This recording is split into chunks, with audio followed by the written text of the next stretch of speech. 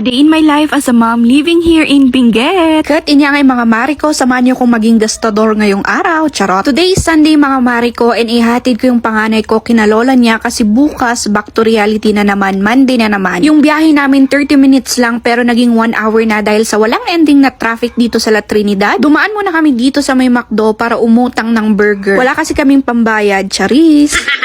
After no, nag-taxi na nga rin kami and sabi ko kay kuya taxi driver na utangin ko ulit yung pambayad namin. Char lang. Kami kinalola nila, ihatid ko lang si Zane.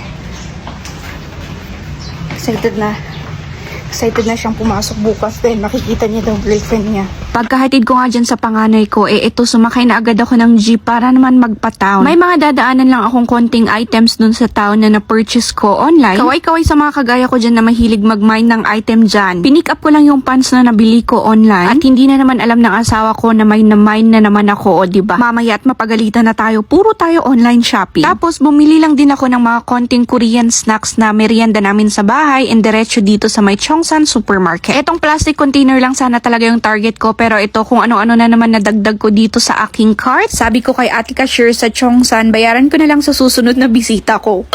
Papunta na sana ako sa sakay ng jeep kaso naalala ko may pinapabili pa pala yung boss ko. Dito lang ako sa Maharlika bumibili yung Big Brew kasi yung grande size nila 49 pesos lang. And in fairness, carry naman siya for its price. Tapos umakyat lang ulit ako sa may palengke para bumili ng siomai na lulutuin namin, dagdag merienda namin mamaya. Sabi ko tama na yun ang bibilihin ko ngayong araw pero ito napadaan ako dito sa may Panadero Bakery. Mukhang masarap kasi yung Spanish bread nila kaya napabili ako dyan. Favorite din kasi namin ng Spanish bread. Recommend naman kayo kung saan makakabili ng Spanish bread dito sa Baguio. Yung talagang masarap ha. Ayan, at naisipan ko ang dumiretso na talaga dito sa may sakay ng jeep para umuwi na. Mamaya kasi baka kung ano-ano na naman ma-add to cart ko dyan. Mapapagastos naman ako nang wala sa oras. Ayun lang naman for today mga gastador na Mariko. Sana na-enjoy niyo ang ating video. Bye!